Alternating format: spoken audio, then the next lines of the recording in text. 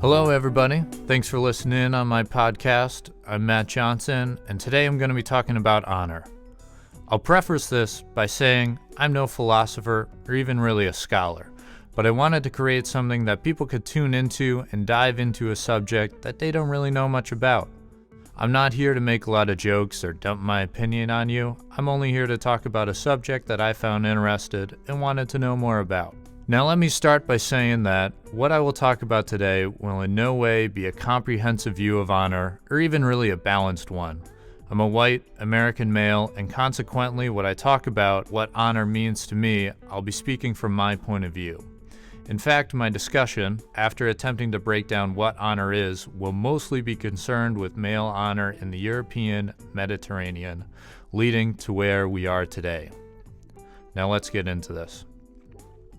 At best, honor is a joke when brought up in conversation.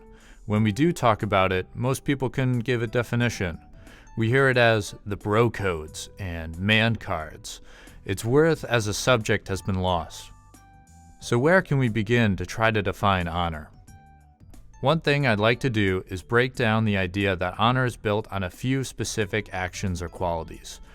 It's different for each person and it's different for every group. But in general, it's all about respect.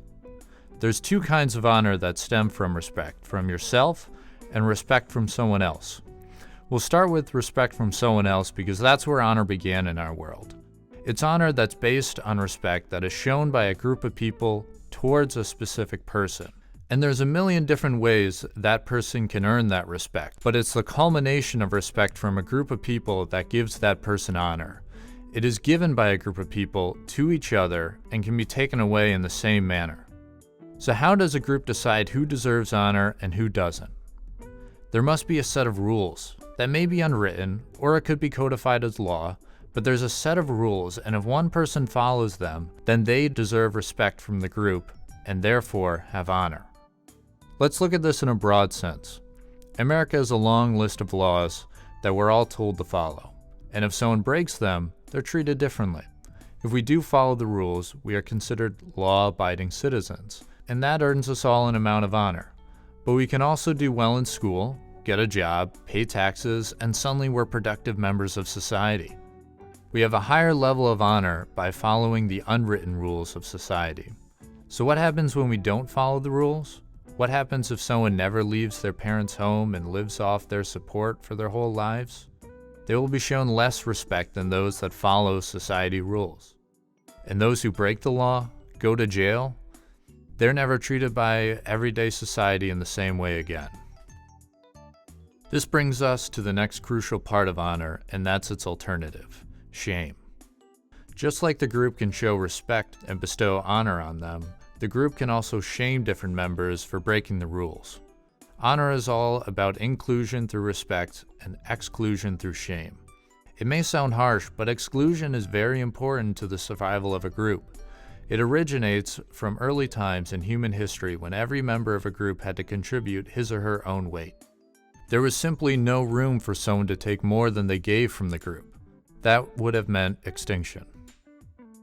Today's need for shame is not as life or death, but it's still needed all the same. Shame protects the integrity of a group. As an online forum, it may keep discussion civil and on topic, or it keeps a business running smoothly. Shame protects the group from outside forces and holds its own members up to a certain standard. Now, I'm not trying to argue that shame is totally great. Shame can be extremely oppressive and very unhealthy, but shame does have a place in the world.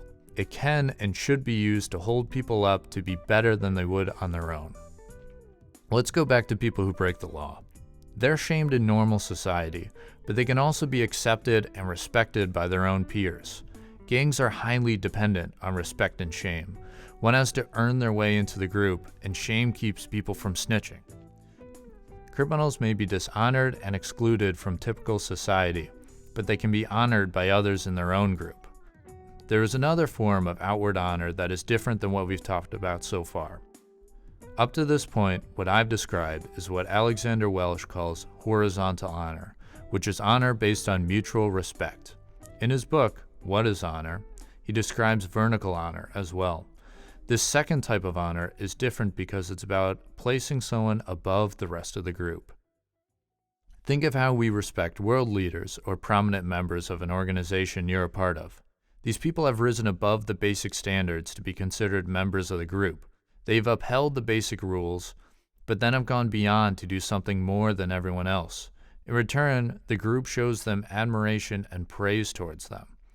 In that way, they've been raised above everyone else. These two types of honor, horizontal and vertical, broadly describe the basics of how honor has functioned around the world traditionally. What we'll see is how that traditional outward honor slowly transformed into a more internal, personal honor that's also present in today's society. So what I'd like to do now is go back to the roots of where Western culture has come from, and then we'll work our way back forward to where we are today.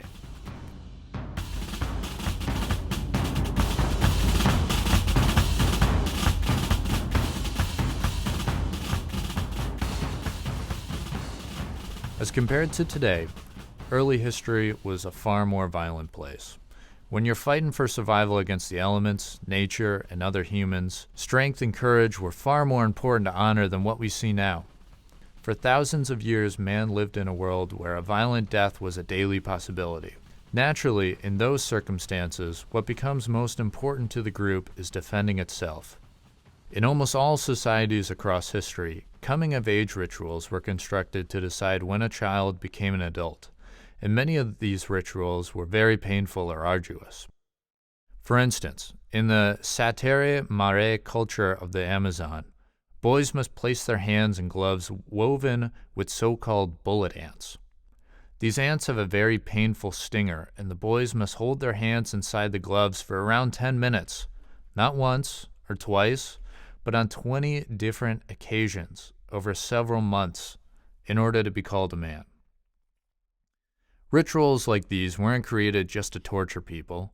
Their intention was to put these soon-to-be adults through the most painful experience that they would probably encounter and show them that they can overcome it. I'm by no way advocating for their continuation or a revival in our culture, but I want to show that there was thought behind it. When a culture's main concern is hunting and war, they're naturally going to want the future of their society to be prepared for it. And you know what? I would have to guess that after months of grueling pain, the men of the Satarimari tribe felt pretty prepared for whatever nature throws at them. To move on from such brutal ceremonies, though, I'd like to talk about ancient Greece, because they are one of the earliest societies to implement a written code of law. The advent of a judicial system is the beginning of honor's transition from traditional honor into what we see today. Because the law is meant to rectify wrongs that would affect a person's honor. Before law, if someone were to mug or kill someone in my family, it was my job to go out and take revenge. Once a judicial system came into play, though, it's no longer my job. Instead, it's the law's job to right the wrong. In fact, I would even be discouraged from taking revenge on my own. It's the law's job, and only the law's job, to make things right. This is a huge change, not only because defending one's honor is in some ways removed from their control, but also because law begins to take on a special sanctity. Socrates, at the conclusion of his trial, was sentenced to death. He could have tried to escape his sentence and live out his life. His public reputation and therefore his honor had already been destroyed through unjust laws, but instead of fleeing, he accepted his fate. He did this because he believed that it was better to uphold the law than to try to save himself. This shows a different kind of honor than what we've talked about before, and an internal honor that depends on more of what you think of yourself than what others think of you. While traditional honor is about your reputation, internal honor is about having integrity. It's about standing up and living what you believe. The next great impact on honor came from today's most practiced religion in the world, Christianity has shaped our thoughts and in many ways reined in the violence of traditional honor. For Christianity teaches pacifism, and there's ample scripture from Jesus that shows it is more honorable to not take revenge on your enemies. It's better to turn the other cheek. One of Christianity's strongest messages, though, is that God is your only judge. Instead of others arbitrating your actions, God sees your public actions and your inner thoughts, and upon your death decides if you've lived a righteous life. What matters most is not what you do publicly and how others perceive you, but what you do when no one is looking. It's a direct confrontation to traditional honor, and it's something that a lot of Christians grappled with. And based on the Crusades, we can see which one people often sided with, despite what their religion wanted. As we move into the Middle Ages, a few things happen to try to merge these two types of honors. The code of chivalry rose in practice, and pledges to protect the weak and helpless were common among knights. Ideals consisted of courage, honesty, courtesy, and justice. It made an attempt to merge the inner and outward honor by encouraging Christian values about how to act and think, but kept traditional honor alive through public shame. Predominantly, though, chivalry is still a very traditional external system of honor and allowed for plenty of violence and cruelty. Brute force still trumped a person's mistakes. It didn't matter if you did something wrong. If you could kill the person that called you out on it, then it almost never happened. The Renaissance in Europe proved to be a remarkable time for honor, because that is where we see a call to integrity. Integrity and sincerity began to be a much stronger focus of honor. Integrity is about acting the way you think and believe, even if, or even especially if, it goes against the expectations of society. Before this time, a person's inner beliefs didn't affect how others perceive their action. It didn't matter if I believed what I fought for. What mattered is if I did what the group told me to do. The Renaissance started a shift towards acting in the way you preached. The word hypocrisy originates in this time. There frankly wasn't a word for this before, because it really didn't matter. But now what the individual thought was the most important thing to what they did. A pacifist may be shamed for what they believed in, but it was worse to call yourself a pacifist and then get into street fights. Then you're someone that has no credibility at all. In the period of Enlightenment, we only see the continued suppression of traditional honor's value of shame and exclusion. Instead, philosophers, politicians, thinkers of the time argued for a more tolerant and equal society. The idea of inalienable rights originates. And that idea, that people have rights when they are born, because they are born, is completely taken for granted for today. It's the single greatest transition from traditional honor to today's honor. It completely clashes with our past, where even basic rights had to be earned by conforming and contributing to the group. Today, at least in America, we have a right to life, liberty, and the pursuit of happiness. Even if attaining that may be a lot harder for different groups of people, which is a completely different topic I'm not going into, but we at least feel that everyone should be able to attain it. I'm about to make a large generalization, but I don't think it's incorrect to say that one of the many causes for every single war in America's history is our belief that freedom to make our own decisions is a right, and it's a right that people around the world should share. It is all inclusive. Everyone is welcome. The world is entitled to it. And that's completely different from where we started at the beginning of this podcast. Before this, it was never thought that people across the world had any rights that you needed to care about, or that no matter what you did, you still deserve rights and at least some marginal form of respect because you are human, and also because you are a living creature. So the period of Enlightenment created one of the greatest changes to our idea of what honor is. And as we move into the Romantic Age, we further see traditional honor fall away. Rousseau debated that honor built on the opinion of others was poorer than honor built on what one thought of themselves. He reasoned this by going back to the very roots of humankind, further than where we started today.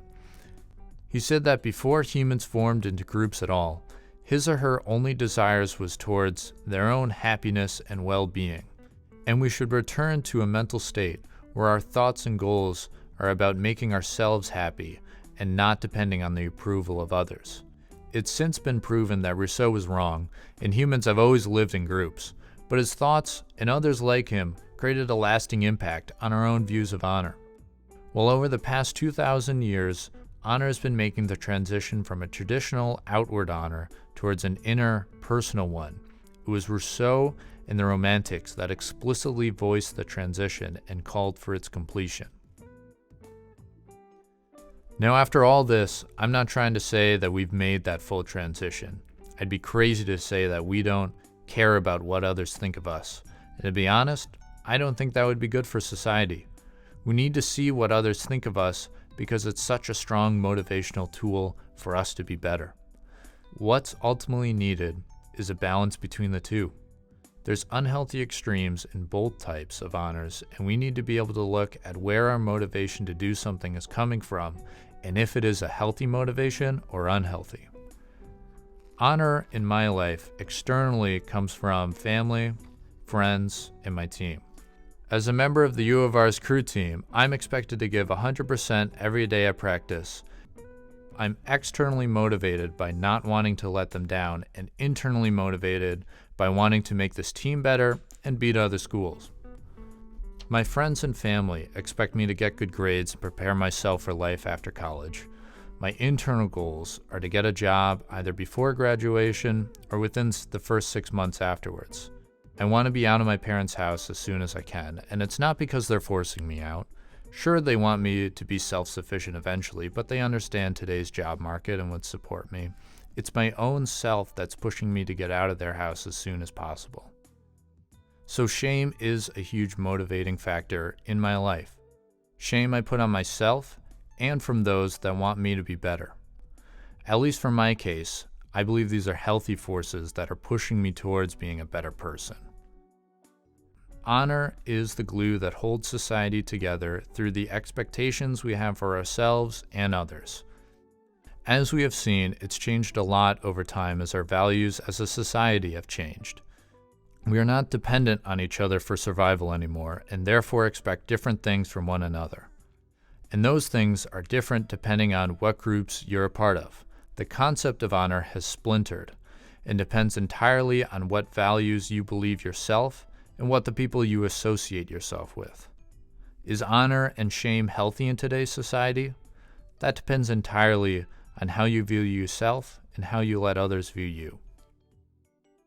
And that's all I have on honor. But I invite you to look at what motivates you in your own life. How much of it is internal versus external? And is it all healthy? Thanks for listening, everyone. Matt Johnson out.